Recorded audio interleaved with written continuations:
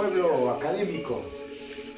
Una vez más, la Academia Preuniversitaria John Nash se hace presente para resolver el examen de la UNEVAL, Universidad Nacional Emilio Alizán.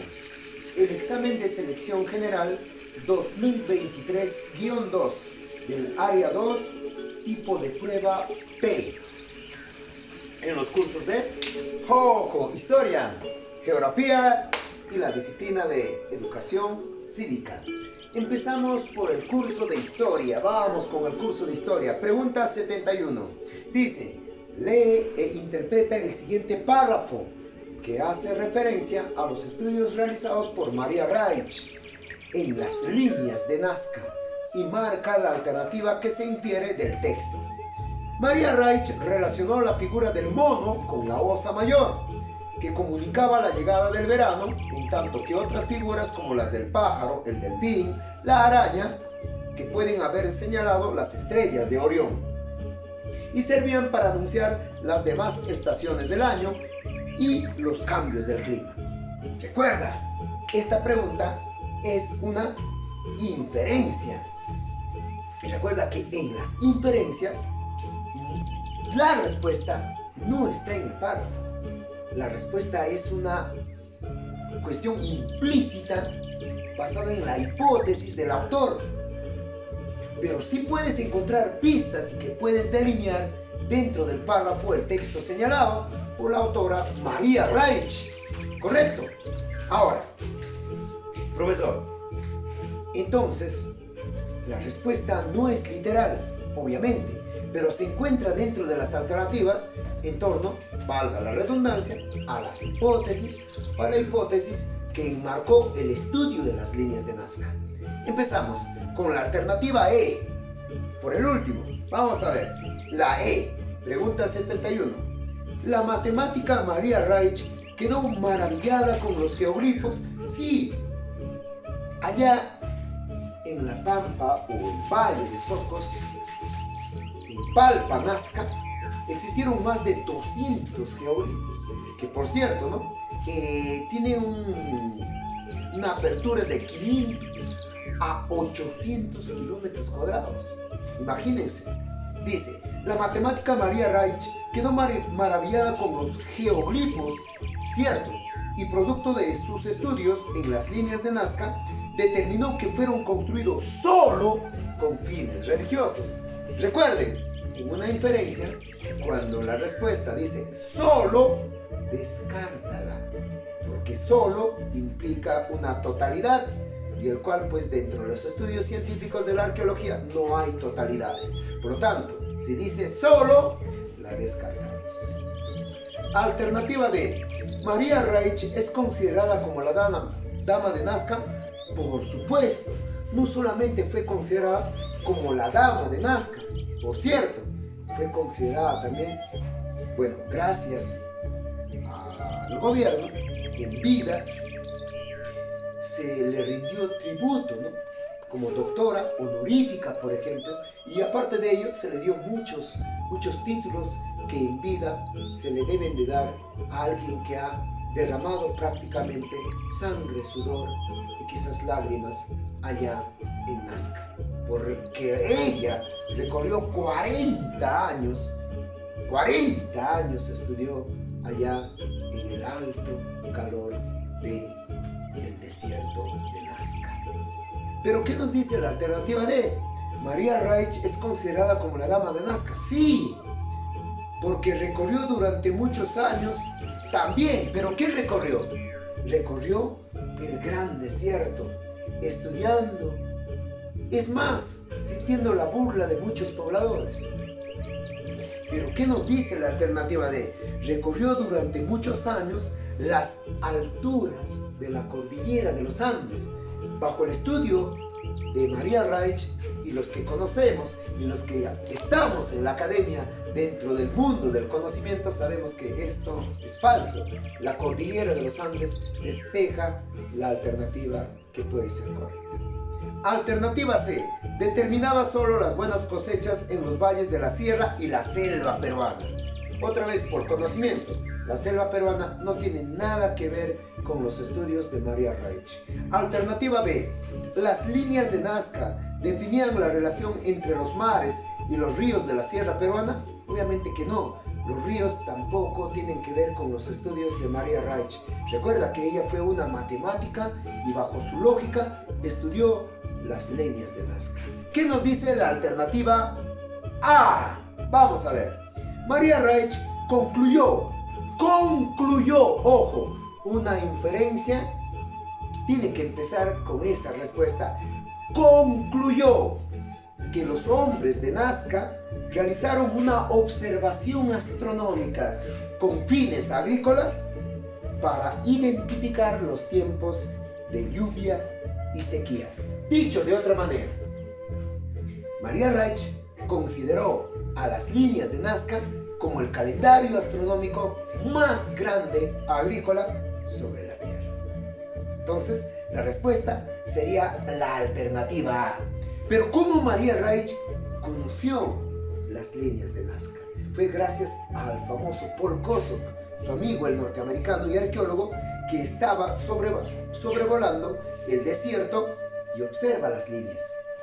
Él es quien le pasa la voz para que la matemática le dé un estudio lógico a aquellas líneas. Pero no fue Paul Kosok quien lo descubrió. Muchos, en todo caso, pocos saben que fue el famoso Pedro Cieza de León quien fue el que descubrió las líneas de Nazca, aunque sus estudios quedaron soslayados por los historiadores. Quien redescubre las líneas de Nazca es Toribio Mejía Xespe y el famoso Julio César Tello. Somos la Academia Preuniversitaria John Nash. Entre las causas de mi rebelión estuvieron las malditas mitas mineras, obrajeras, las encomiendas, las reducciones, como también los repartimientos, los abusos de la administración colonial, así como las reformas borbónicas que vinieron desde España impuestas por los franceses. El título de Inca que me denegó el virrey Agustín de Jáuregui. Esta, entre otras, fueron las causas, motivos del cual yo, José Gabriel Condorcanqui Túpac Amaru, me rebelé ante la corona española. Vamos a seguir con las preguntas de historia y nos vamos a ubicar en la pregunta número 72. Dice así: lee e interpreta el fragmento del poema de Alejandro Romualdo. Luego señala a qué hecho histórico pertenece o hace referencia. Te da a entender aquí en la lectura que pertenece a Cusco de 1780. Recuerden, dentro de los procesos históricos es necesario también siempre recordar los años importantes y los lugares importantes de hechos históricos. Si tú sabes que dice Cusco 1780, ya tienes pistas para llegar a la respuesta. Pero vayamos a ver qué dice el poema de Alejandro Romualdo.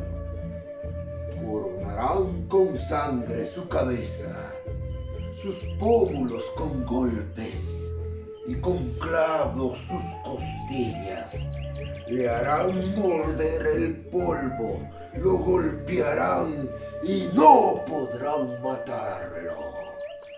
Al tercer día de los sufrimientos, cuando se crea todo consumado, ¡libertad! Sobre la tierra ha de volver y no podrán matarlo.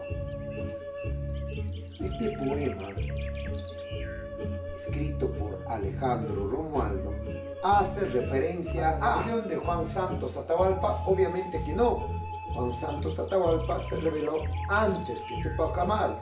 Recuerden, el Cusco de 1780 está directamente relacionado a Túpac Amaru II y no a Juan Santos Atahualpa, la rebelión del Gran Pajonal que sucedió 50 años antes. B. A la rebelión de Huánuco, liderada por Juan José Crespi Castillo, dice la alternativa B, tampoco. La rebelión doceañista de Huánuco del 22 de febrero de 1812 queda descartada. El año, ojo ahí, porque en la pregunta te da el año, ¿no? Cusco de 1780. La alternativa B está fuera de sí. Alternativa C.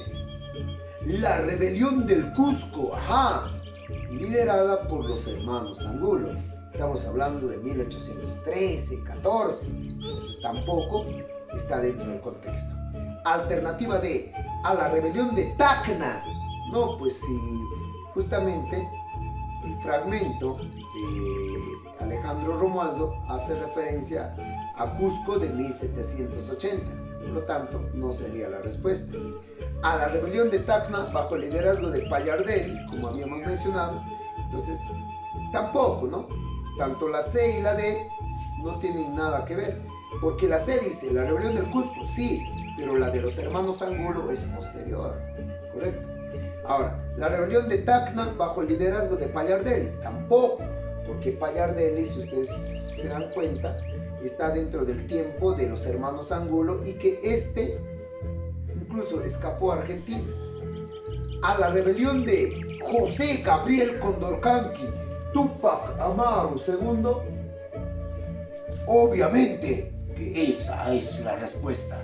Y la rebelión no fue liderada solamente por mí, sino también gracias a pregunta número 73.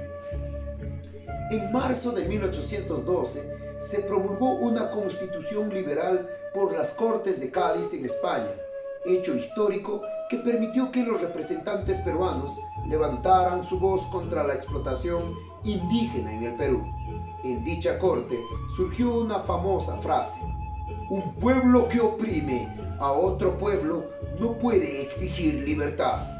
¿Quién es el autor de esta histórica frase? Vamos a ver. A. Marcos Durán Martel. No podría ser, porque recuerden, te da el año, marzo de 1812. Recuerda que Marcos Durán Martel va a estar aquí en Huánuco 22 de febrero de 1812 en la rebelión de Huánuco de 1812, valga la redundancia, para que ustedes se den cuenta que los años son importantes. Alternativa C, porque vamos a pasar la B. La C, Carlos Contreras, tampoco.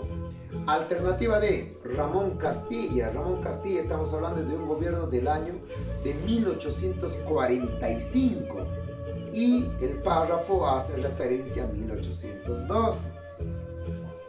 Vicente de Valverde, la conquista del Perú o la invasión. Vicente de Valverde, estamos hablando pues del tiempo del año de 1532, que llegó con Francisco Pizarro aquí al Perú, ¿no? En ese tiempo estaríamos en otro contexto. Por lo tanto, la respuesta tendría que ver con la B.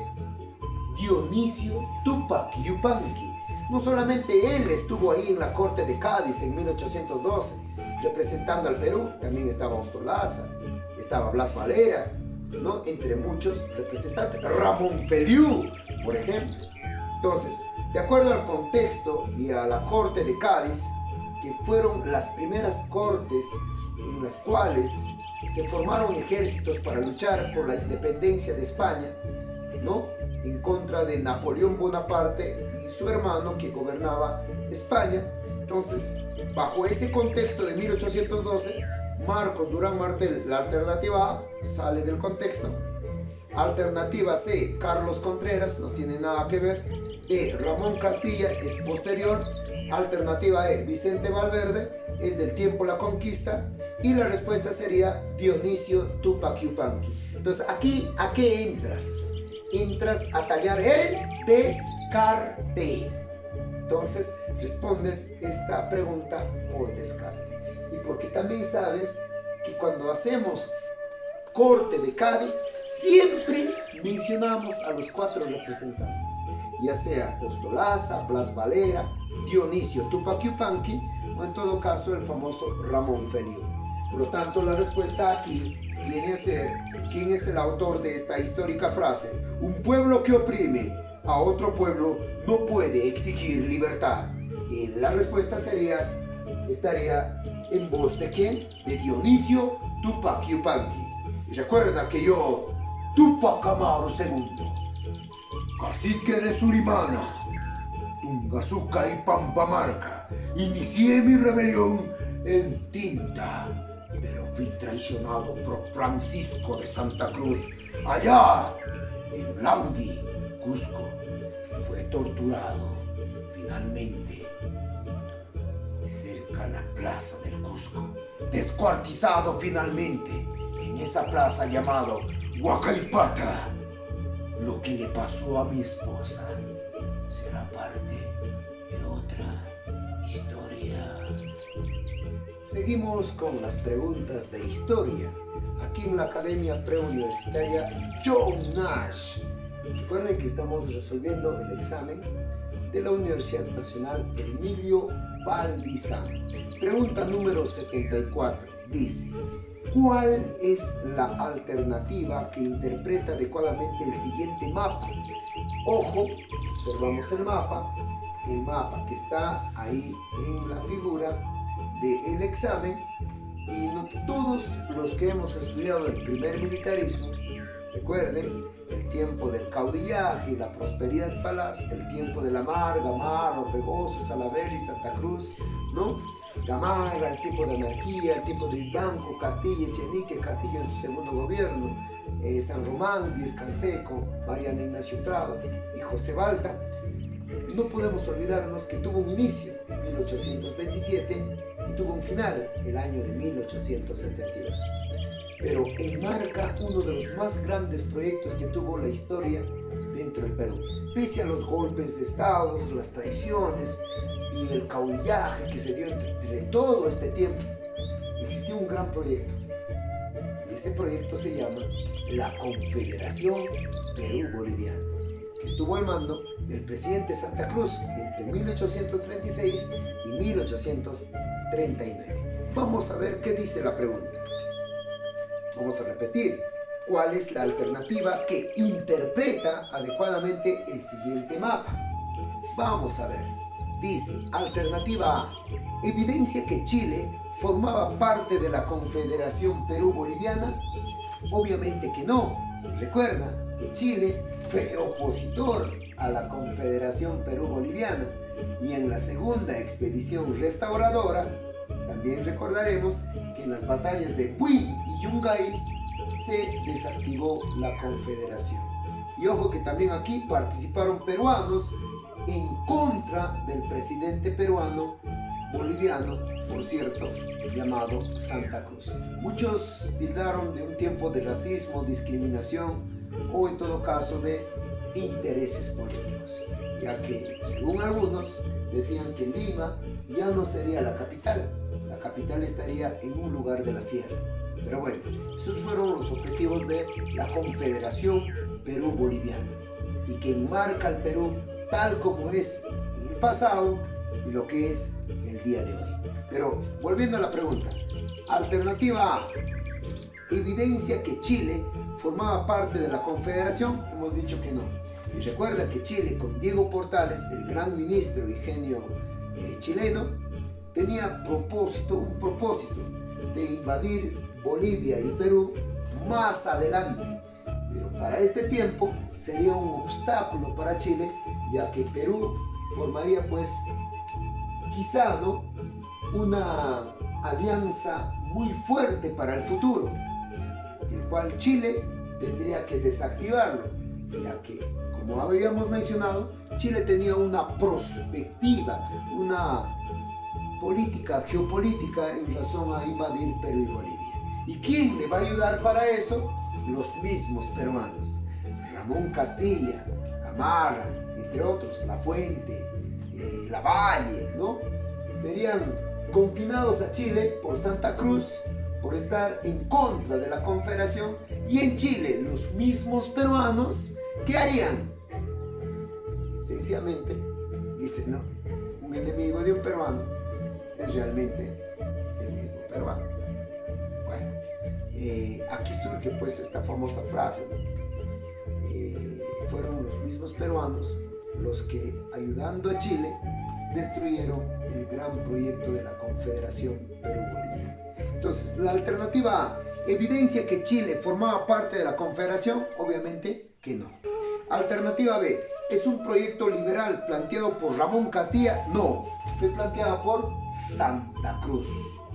Alternativa C, ¿representa los recelos y el avance de Argentina y Brasil contra la Confederación Perú-Boliviana? Descartado totalmente, ¿no? Yo creo que Argentina no tiene nada que ver acá, y menos Brasil. Alternativa D, ¿el mapa representa los territorios que comprendían la Confederación Perú-Boliviana? Creo que sí, ¿no? El mapa representa los territorios que comprendía la Confederación Perú-Boliviana de Santa Cruz, 1836-1839. Creo que ahí va la respuesta. Vayamos a ver qué dice la alternativa E. ¿Evidencia que Colombia y Argentina formaron parte de la Confederación? Obviamente que esta respuesta está fuera de contexto, ¿no? Se va por la tangente. En todo caso, la respuesta sería la alternativa D.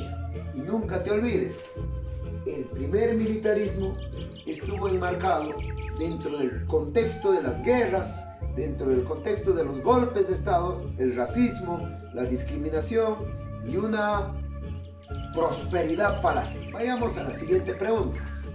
La siguiente pregunta es la 75 y nos dice, pregunta número 75, dice, lee e identifica a qué personaje heroico y a qué coyuntura histórica hace referencia a la siguiente cita. El brujo de los Andes solicitó el apoyo de Lizardo Montero, pidiéndole reiteradamente el envío de armas. Le decía en una carta que transcribe Nelson Manrique, acá podré armar un ejército de 5 a 6 mil hombres y tengo además a mi disposición una fuerza guerrillera, las guerrillas y montoneras, de 10.000 a 12.000 hombres. Señala Manrique que el presidente no le envió ningún fusil porque temía que Montero pierda la presidencia. Los intereses políticos durante la Guerra del Pacífico, la Guerra del Salitre, fueron quizá muchos. ¿Cuál es la respuesta? Vamos a ver. Alternativa A, en relación al brujo de los Andes. A Miguel Iglesias y el temor de Montero de perder la presidencia. Miguel Iglesias no es conocido pues como el brujo de los Andes. Recuerden que el brujo de los Andes va a ser Andrés, para algunos Alfredo, para algunos Avelino Cáceres. Andrés Avelino Cáceres.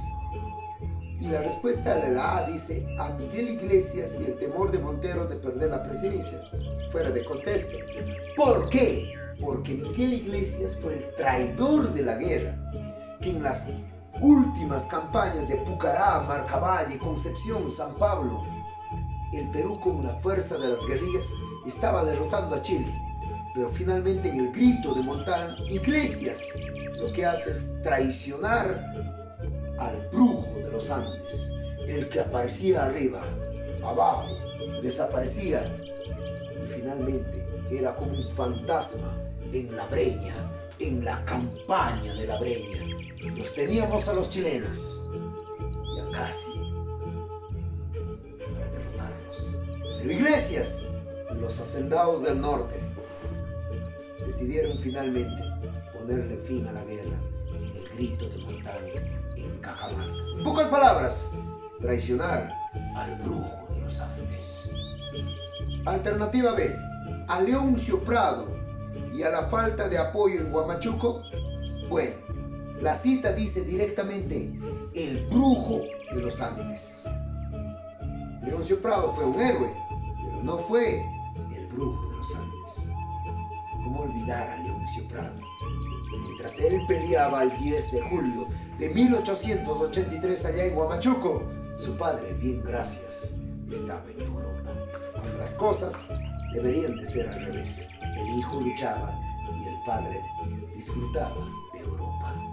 Mi padre, que por cierto fue presidente del Perú y que huyó, bueno, hay muchas historias, pero que huyó en la guerra, huyó. Alternativa C, a Andrés Avelino Cáceres y a la situación política complicada del Perú porque los chilenos habían invadido la capital del Perú. Quizás esa es la respuesta. Vamos a la alternativa D, a Miguel Grau. No, pues Miguel Grau no tiene nada que ver con las campañas de la sierra. Miguel Grau es el combate marítimo. Alternativa E, Miguel Iglesias y a la falta de apoyo debido a los intereses políticos. Los intereses políticos siempre estuvieron, hasta el día de hoy quizá, pero la respuesta es la alternativa C. El brujo de los Andes siempre buscaba apoyo de Lima, pero los limeños, asustados y por el miedo de Chile, sencillamente se arrinconaron, cerraron sus puertas y no salieron. Entonces, la respuesta es la alternativa C. El brujo de los Andes en la campaña de la Breña, en Pucará, Marcavalle, Concepción, San Pablo y Huamachuco. Ahí estuvo él, el brujo de los Andes. ¿Quién? Andrés Avelino Cáceres. Con ello terminamos las preguntas de historia, ¿no?, que recaen en la pregunta número 75. Y no te olvides, el brujo de los Andes. ¿Quién fue? Andrés Avelino Cáceres. Pregunta respondida. Academia Preuniversitaria John Nash. Muy bien, académicos. Terminamos con las preguntas de historia para iniciar las preguntas de geografía. Vamos a ver qué nos dice la pregunta 76. Dice, interpreta el gráfico e identifica la definición adecuada entre las alternativas. La imagen que nos muestra la pregunta la podemos observar en esta parte. Aquí está. Y es la pregunta en relación a las proyecciones. Si te das cuenta, esta es la proyección de Gerard de Mercator o Gerard Kremer. Una proyección en base a un plano matemático que se envuelve sobre la Tierra y donde representa como efecto un mapa como tal. ¿Correcto? En este mapa, la zona de la línea ecuatorial hacia 30 grados al hemisferio sur y hacia 30 grados al hemisferio norte van a salir con perfección. Dicho de otra manera, las zonas centrales o tropicales de la Tierra van a salir con una perfección como tal. Pero ¿qué pasa de los 30 grados al norte y de los 30 grados al sur? El mapa va a empezar a deformarse. Clave: cuando se hace la proyección cilíndrica, las partes pegadas a la Tierra dentro de la proyección o dentro del plano matemático, o sea, estas partes que hace un momento hemos mencionado, van a salir con perfección. Las partes que están alejadas son las que se van a deformar. Ejemplo, Groenlandia, por ejemplo, que es no tan grande o no es tan grande como América del Sur, en la proyección de Gerard de Mercator, porque los meridianos tienden a abrirse, a ensancharse, cuando de la proyección se abre el mapa, los meridianos tienden a abrirse. Por lo tanto, las extensiones de terreno de muchos territorios, sobre todo de 30 grados al norte y 30 grados al sur, se van a agrandar, ¿correcto? Entonces, Groenlandia saldría más grande incluso que América del Sur. Entonces, estaríamos hablando de la proyección de Gerard de Mercator, la proyección cilíndrica. Profesor, ¿y cómo hago para saber, o en todo caso, para tener un mapa perfecto de las zonas templadas? Para eso existe la proyección cónica, ya sea en el norte o ya sea en el sur. Profesor, ¿y cómo hago para saber acerca de un mapa perfecto en el polo sur o en el polo norte? Para ello existen los planos matemáticos llamados azimutales, donde la Tierra lo pones acá y el plano está abajo si tú quieres un mapa del polo sur. Y viceversa en el caso de la pregunta 76. Interpreta el gráfico. e identifica la definición adecuada entre las alternativas. Empecemos con la E. La proyección cilíndrica sirve para identificar solo los polos. No, obviamente que en esta proyección se va a determinar todo el planeta Tierra. Obviamente, no te olvides que no va a ser un planeta, en todo caso, un mapa perfecto. La E, fuera de lugar. D. La proyección de Mercator representa la Tierra envuelta, sí, correcto, envuelta imaginariamente en superficie de conos. No. Los conos tienen que ver con otro tipo de proyección. Esta proyección es cilíndrica. Alternativa C. La proyección cónica representa imaginariamente a la Tierra en 10 partes diagonales. Pero al decirte proyección cónica, está fuera de lugar, porque esta es una proyección cilíndrica. Alternativa B. La proyección azimutal tampoco, porque estamos hablando de una proyección cilíndrica. Alternativa A. La proyección cilíndrica representa toda la Tierra, representa un mapa, o sea, a toda la Tierra. Dice, la proyección cilíndrica representa toda la Tierra en una superficie plana, sí, que se envuelve en un cilindro anteriormente, sí, en un cilindro, y como efecto trae un mapa, en este caso el mapa mundi, que recuerda que a 30 grados, desde 0 grados a 30 grados, de 0 grados a 30 grados sur, todo va a salir con perfección porque está pegado a la Tierra cuando se hace el dibujo técnico en la proyección cilíndrica. Si te preguntaran en el examen, ¿cuál es la proyección en la cual el mapa del Perú sale con perfección? ¿Tú dirías la proyección cilíndrica? No, es la proyección de UTM. ¿Correcto? La proyección universal transversal de Mercator. Somos la Academia Preuniversitaria John Nash. Muy bien, jovencitos, seguimos con las preguntas de geografía. Pregunta número 77.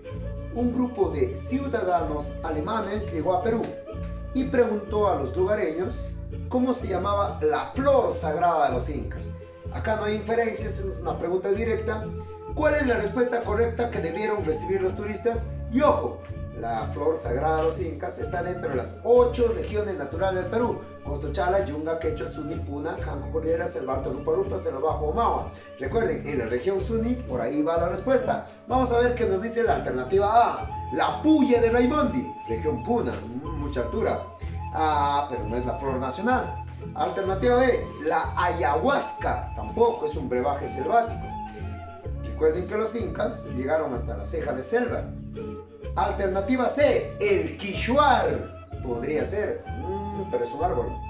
Alternativa D, la orquídea, creo que es la respuesta. No, la respuesta es la alternativa E, la flor de la cantuta, la flor sagrada de los incas, que lo vamos a encontrar en las 8 regiones, en la región Suni. Vamos con la pregunta número 78. Como consecuencia de las lluvias torrenciales de estas últimas semanas en la zona oriental del Perú, cuando te dice zona oriental, recuerda, estamos hablando de selva baja o Omagua. Y aquí hay una relación entre 8 regiones y geomorfología, que incluso puede incluir hidrografía. Vamos a ver, dice: como consecuencia de las lluvias torrenciales en las últimas semanas, o en estas últimas semanas, en la zona oriental del Perú, se formarán considerables depresiones. En realidad, las depresiones ya existen en la selva baja, no es que se formen, que posibilitarán la acumulación de agua sobre estas depresiones y originará un sinnúmero de lagunas que con el transcurso del tiempo acumularán sedimentos orgánicos e inorgánicos. ¿A qué relieve de la selva peruana hace referencia el texto? Vamos a ver. Y para ello, recuerden, ojo, ojito, ojo, pestaña y ceja. Recuerda que para geografía el profesor tiene que explicar, darte los datos y tener que dibujar. Y tú obviamente también tienes que hacerlo. Vamos a ver cómo es esto. Si hablamos de la selva alta empieza con los pongos, ¿correcto? Y los pongos, recuerden ustedes que son entrada de ríos, ¿no? La entrada de los ríos de la sierra que entran a la selva. Entonces, los pongos serían parte de los relieves de la selva alta o Rupa-Rupa. Pero estamos hablando de selva baja. Según los datos que nos han dado, estaríamos hablando de selva baja. Ahora, sigamos hablando de la selva alta. La selva alta también tiene en sus ríos grandes valles longitudinales, como por ejemplo el Valle del Guayaga. Ahora, si seguimos avanzando, también existen dentro de la selva alta, existen por ejemplo las famosas cataratas, ¿no? Y dentro de las cataratas o junto a ellas también están las famosas grutas, ¿no? Formadas por una degradación kárstica. Ahí está, pero no estamos hablando de la selva alta. Entonces bajamos, ¿no? Y aquí se encuentran los llamados filos. ¿Qué son los filos? Los filos es la parte más baja de la selva alta y es el inicio de la selva baja, Uomawa. Aquí estaría la respuesta, pero los filos sería una parte alta. Entonces, debajo de los filos que se encuentran los altos. ¿Qué son los altos? Los altos son lugares donde viven las personas, en todo caso las poblaciones de la selva baja, como Puerto Maldonado, por ejemplo, en el departamento de Madre de Dios, o Pucallpa en Ucayali. Vamos a seguir avanzando y aquí encontramos las restingas. Las restingas son lugares que paran inundadas ciertas partes del año. Aquí la gente vive en palafitos, pero la inundación tiende a ser por estaciones, no está todo el año. Entonces ahí se produce mucha, digamos, inundación, que a la vez cuando se retira dejan sedimentos y se da, digamos, una vida propicia para la agricultura. Pero la gente cuando llega el agua tiende a vivir en palafitos, ¿correcto? Uno de los lugares más conocidos en la selva baja es Belén, por ejemplo, ¿no? En Iquitos. Pero sigamos avanzando. Los ríos en la selva baja tienden a crecer, tienden a hacerse grandes, ¿no? Porque reciben afluentes de diferentes lugares, tales como el río El Marañón, el Guayaga, el Ucayali. Ahora, vayamos a ver qué formación tenemos acá. Lo que vemos acá es un río herradura, ¿ve? También se le llama meandro a estas famosas curvas que se realizan en la selva baja, porque los ríos tienen abundante caudal. Pero cuando el caudal baja, lo que va a pasar es lo siguiente: va a quedar atrapada cierta agua aquí que es propio del mismo río. Cuando baja su caudal, entonces aquí queda como un lugar, como una laguna conocido como Pipishka o también Cocha. Ahora, pero la pregunta hace mención a lo siguiente. Voy a leer la pregunta, mucha atención, dice: como consecuencia de las lluvias torrenciales en estas últimas semanas en la zona oriental, se refiere a la selva baja. Puede también ser la selva alta, pero en este caso selva baja. ¿Por qué? Porque dice: se formarán considerables depresiones. Repito, en la selva baja no es necesario que se formen las depresiones. Ya existen lugares hondonados, lugares de esta manera, en la selva baja. ¿Correcto? Y por el exceso de lluvia se van a llenar de agua estas zonas que están acá. ¿Transformándose a qué? Transformándose a lagunas. Lagunas. Conocidos también como tipishkas o cochas. Pero ojo, no son las únicas formadas por las depresiones por el exceso de lluvias, sino también por el abundante caudal, que en este caso llegaba hasta acá. A esto se le llama meandro. Pero el meandro, cuando baja el caudal, tiende a quedar así. Entonces el meandro se acorta y lo que queda es una laguna, una cocha y una tipishka atrapada acá, como agua atrapada. Y en los lugares hondonados de la selva baja, por el exceso de lluvia también se van a formar cochas o tipishkas. ¿Qué nos dice la pregunta? En conclusión dice, como consecuencia de las lluvias torrenciales en estas últimas semanas en la zona oriental del país, se formarán considerables depresiones. Repito, las depresiones ya existen, no es que se formarán, que posibilitarán la acumulación de agua, acumulación de agua, ojo ahí, aquí es por baja de caudal, y se formarán lagunas conocidas en la selva como cochas o tipishkas. Ahora, dice que con el transcurso del tiempo acumularán sedimentos orgánicos e inorgánicos, sobre todo acá, en esta zona de aquí. Profesor, ¿a qué relieve de la selva peruana hace referencia el texto? Vamos a ver, los lugares mencionados, esto tiene que estar aquí como una memoria fotográfica, ¿correcto? ¿Cómo poder saber esto? Esto no tienes que memorizar, esto lo tienes que dibujar, o en todo caso el profesor de la academia lo tiene que hacer. Vamos a ver, ¿cuáles son las respuestas acá? En todo caso, ¿cuál es la respuesta en torno a las alternativas? A, los meandros, no, porque los meandros vienen a ser la curvatura, pero no es la respuesta, la curvatura de un río grande. Alternativa B, las restingas, no, las restingas, si bien es cierto, en algunas épocas del año tienden a inundarse, pero no están relacionados en ningún momento a las lagunas. Los filos, tampoco, porque los filos vienen a ser el límite entre la selva alta y el inicio de la selva baja en su parte más alta. Correcto, en todo caso, la parte más alta de la selva baja serían los filos, pero no tiene nada que ver con las lagunas o la pregunta expresada. D, las cochas o tipishkas. Creo que esa es la respuesta.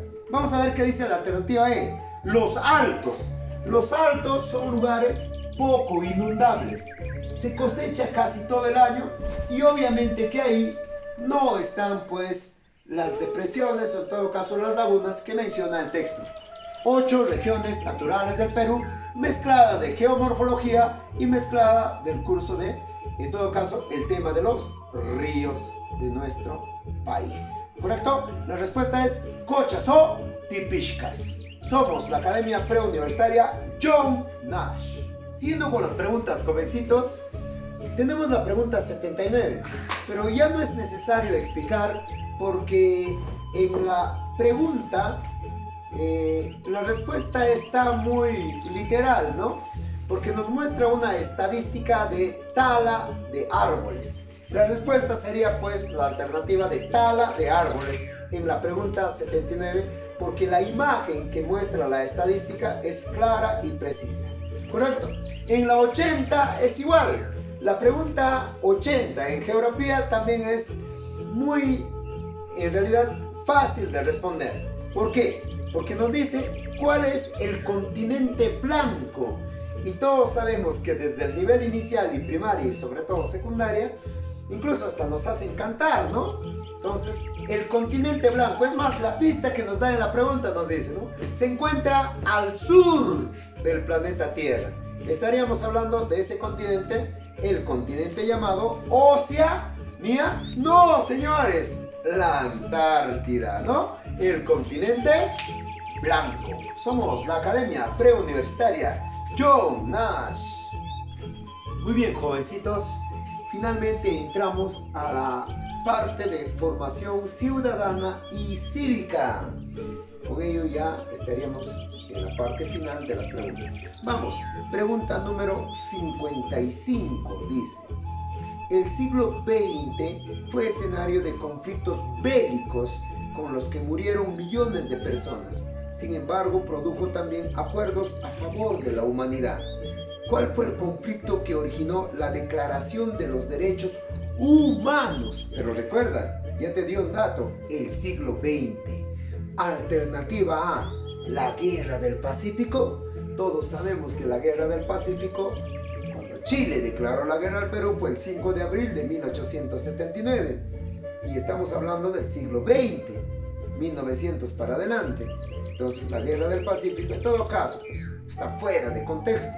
En el Perú no se dio la Declaración de los Derechos Humanos. Alternativa B, la Guerra Fría.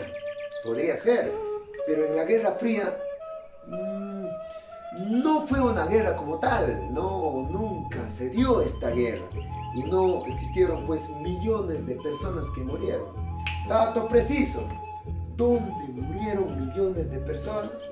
En la Primera Guerra Mundial y la Segunda Guerra Mundial. Por ahí también puede ir la respuesta. Alternativa C, la Revolución Francesa. Cierto, ahí se dio la Declaración Universal de los Derechos Humanos, que proviene de la Declaración de Derechos de la Independencia de Estados Unidos. Profesor, ¿no sería la respuesta?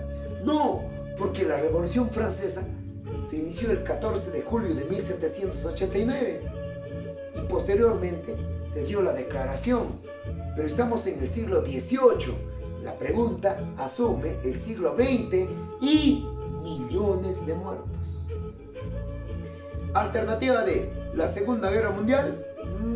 Sí, la Segunda Guerra Mundial trajo pues consigo más de 60 millones de muertos y por lo tanto, después de ello se creó la ONU, después del famoso Holocausto judío, ¿correcto? Y en la Asamblea se dio la Declaración de los Derechos Humanos. Entonces la respuesta sería alternativa D, después de la Segunda Guerra Mundial. La alternativa E dice Primera Guerra Mundial y está fuera de contexto. 56. Vamos a ver qué dice la pregunta 56. Indica en qué parte de la Constitución Política del Perú contiene los derechos y deberes de las personas.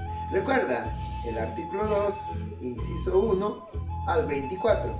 Ahí se encuentra, ¿qué cosa? Los derechos fundamentales de la persona. Pero en la alternativa no hace referencia al artículo. Ojo ahí, ¿qué te dice? Miren por acá. Alternativa E, en la parte normativa.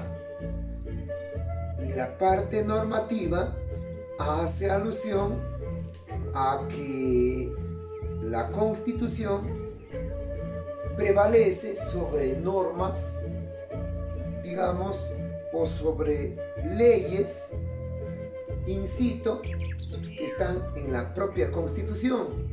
O sea, en pocas palabras, que la Constitución está por encima de cualquier norma legal. Y no tiene nada que ver, pues, con los derechos fundamentales de las personas. En todo caso, veamos qué dicen las otras alternativas. Alternativa D, la parte orgánica. Recuerda que la parte orgánica es la parte variable, es la parte donde tú puedes incluso reformar la Constitución con el poder constituyente. Entonces, cuando te dice la pregunta, indica en qué parte de la Constitución Política contiene los derechos y deberes, estamos hablando de que los derechos, sobre todo, no pueden ser sesgados, menos recortados, menos anulados y, obviamente, no pueden salir, en todo caso, sacar de la Constitución, como por ejemplo el derecho a la vida. No, eso no se puede dar, pero en la parte orgánica es variable, se puede cambiar, por lo tanto hay una contradicción. Alternativa C, el apéndice. No tiene nada que ver, ¿no? O sea, está afuera también, está por la tangente. Creo que el apéndice sería más que una prolongación de la Constitución. El preámbulo, donde ahí dice, ¿no? Invocando a Dios el Todopoderoso. El preámbulo asume solamente, pues, la introducción. Alternativa A, la parte dogmática. Claro, los derechos fundamentales son como un dogma, son como un principio fijo, que ahí deben de estar estables como tal. Nadie debe de sacar, ni siquiera pensar en que los derechos fundamentales deben de desaparecer, o en todo caso, anularse. Es como un dogma que deben de estar ahí sellados como las leyes de Dios. Entonces, la respuesta sería la alternativa A. Indica en qué parte de la Constitución política contienen los derechos y deberes de la persona. Entonces, la respuesta, el que se acerca como tal, sería la alternativa A, la parte dogmática. Muy bien, vamos a la pregunta 57 y dice: identifica la función que no corresponde a la Oficina Nacional de Procesos Electorales. Esto más que todo está relacionado a una cuestión de memorización en cuanto al OMPE y al Jurado Nacional de Elecciones, ¿no? Vamos a ver. A. La Oficina Nacional de Procesos Electorales elabora y diseña las cédulas de sufragio. Correcto. Alternativa B. Organiza todo el proceso electoral. Correcto. Alternativa C. Entrega actas y demás materiales necesarios para el escrutinio. Correcto. Alternativa B. Brinda información permanente sobre el cómputo en las mesas de sufragio. Correcto. ¿Y qué dice la alternativa E? Velar por el cumplimiento de las normas sobre las organizaciones políticas. Creo que no. Recuerden que el cumplimiento de las normas, entre otras, el Jurado Nacional de Elecciones es quien se encarga de velar por el cumplimiento de las normas sobre las organizaciones políticas. Si se dan cuenta una cosa, elaborar, organizar, entregar actas, brindar información, va a lo que es la Oficina Nacional de los Procesos Electorales, proceso electoral. En cambio, deducción, sentido común, el Jurado Nacional, ¿qué hace? Vela por el cumplimiento de las normas sobre las organizaciones políticas y demás disposiciones referidas en materia electoral. ¿Correcto? La respuesta sería la alternativa E. Pregunta 58. ¿Cómo se denomina la liquidación cultural de una comunidad impuesta por un eje dominante con el objetivo de implantar un nuevo modelo social? Liquidación cultural está de manera acá implícita. ¿A qué se refiere? A que una cultura es explotada, entre comillas, soslayada en torno a su idioma, es de todas maneras influenciada por la civilización moderna, a que estos, entre comillas, se civilicen, dejando de lado su dialecto, sus costumbres y tradiciones, y haciendo pues que el mestizaje finalmente los liquide culturalmente. Es una forma de decirlo, porque en realidad esto fue una denuncia de Jan Mauler, que por primera vez denunció digamos que el ultraje y la liquidación cultural a las comunidades indígenas, y que lo presentó Robert Howling en 1968. Él lo expuso finalmente, pero ¿qué expuso él? Expuso la liquidación cultural, que se puede entender también como un etnocidio. Vayamos a ver las alternativas. Alternativa E, el fratricidio. En todo caso, fratricidio. Fratricidio. ¿Y qué es el fratricidio? Cuando un hermano mata a su otro hermano. Recuerden, Huasca y Atahualpa. En todo caso, Atahualpa mató a Huasca. Eso sería el fratricidio. Pero que nada tiene que ver con la liquidación cultural. El latrocinio, hurto, fraude de los bienes públicos, bueno, que hoy está de moda en nuestro país, no tiene nada que ver con la pregunta.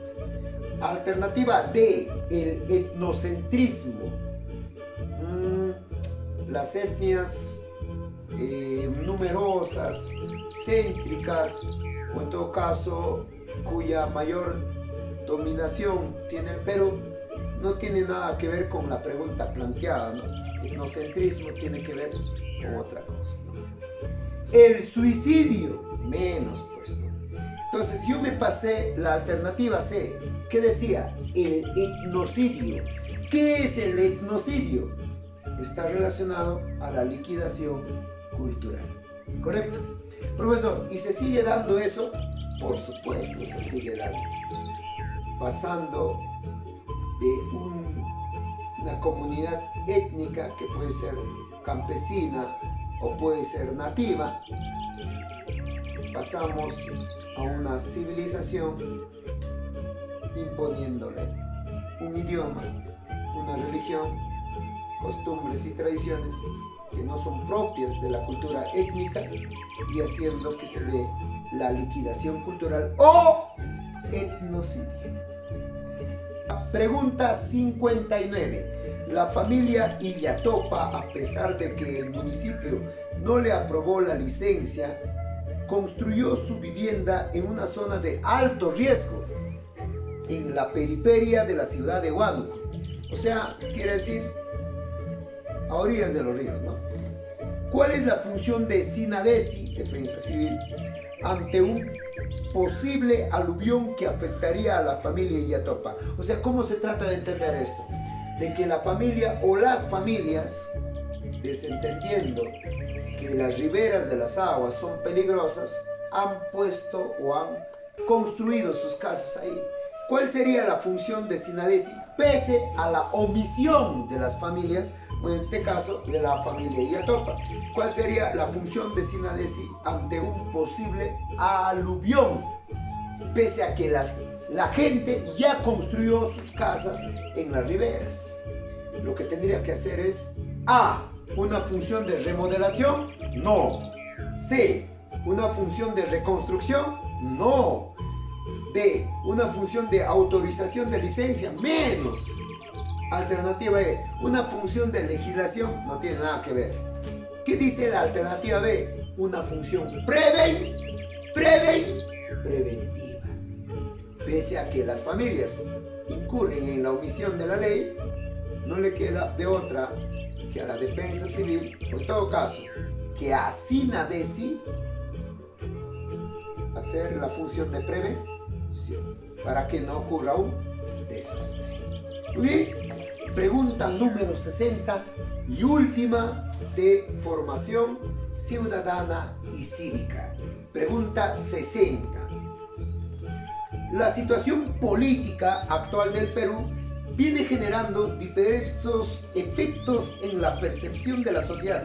Repito, la situación política actual del Perú viene generando diversos efectos en la percepción de la sociedad. Indica si los siguientes enunciados son verdaderos o falsos. Indica si los siguientes enunciados son verdaderos o falsos. Vamos a ver. Juguemos con la realidad nacional. Ojo ahí. ¿Qué dice el ítem 1? La crisis sociopolítica se refleja en el alza de precios. Claro, la crisis sociopolítica implica pues que la inversión privada, o que en todo caso los grupos de poder fuera de nuestro país no decidan invertir en un país el cual está pues lleno de estragos, ya sea de huelgas o ya sea de políticos corruptos. Entonces la inversión privada tiende a no invertir, y cuando se habla de precios, obviamente los precios tienden a subir cuando se dan estas crisis que hoy se está viendo en nuestro país. Ítem 2, entonces sería la 1, sería verdadero. La 2, ¿el Papa Francisco es responsable de la crisis social en el país? Obviamente que esto es falso, ¿no? El Papa no tiene nada que ver con lo que está pasando en nuestro país. Falso. Alternativa, o en todo caso, ítem 3. La delincuencia ha crecido por los conflictos internacionales. Bueno, la delincuencia se da en todo el mundo, pero la delincuencia es propia de cada país, que tiene que resolver sus problemas de acuerdo a sus leyes, pero no tiene nada que ver pues con los conflictos internacionales que ocurren en otros lugares. Entonces aquí sería, en todo caso, el enunciado sería falso. Hasta ahorita, verdadero, falso, falso. Ítem 4. los niveles de pobreza se han incrementado de acuerdo a la crisis sociopolítica. El desgobierno, la incapacidad, la corrupción, obviamente, la falta de inversión en nuestro país hace pues que los niveles de pobreza se incrementen. Por lo tanto, el ítem es, el enunciado es verdadero. Verdadero, falso, falso, verdadero. Vamos a la última. La baja calidad educativa se debe a la gestión de los alcaldes. No, pues la educación pues es un problema inmerso dentro de la historia, es un problema eminentemente de la realidad nacional, es un tema inmenso para resolverlo, donde tiene que ver el sistema educativo, tiene que ver el gobierno, tiene que ver el ministro de Educación, tiene que ver los profesores, tiene que ver la infraestructura, los padres de familia. En todo caso, es amplia la respuesta. Pero ¿qué dice acá? La baja calidad educativa se debe a la gestión de los alcaldes. Obviamente que no. ¿Que puede haber una relación? Sí, pero que no tiene nada que ver con la baja calidad educativa. Entonces, aquí la respuesta es, el enunciado es falsa. ¿Cuál es la respuesta? Para ir al grano, sería la alternativa de verdadero. Vamos, la crisis sociopolítica se refleja en el alza de precios. Verdadero. El Papa Francisco es responsable de la crisis social en el país. Falso. La delincuencia ha crecido por los conflictos internacionales. Falso. Los niveles de pobreza se han incrementado. Verdadero. La baja calidad educativa se debe a la gestión de los alcaldes. Falso. La respuesta es la alternativa de verdadero, falso, falso, verdadero, falso. Muchachos, que brillen ustedes, siempre el amor por el estudio, las ganas de saber y consagren sus corazones. Esta fue las respuestas del examen de admisión por la Academia Preuniversitaria John Nash en los cursos de Historia, Geografía y Educación Cívica. Hasta la próxima.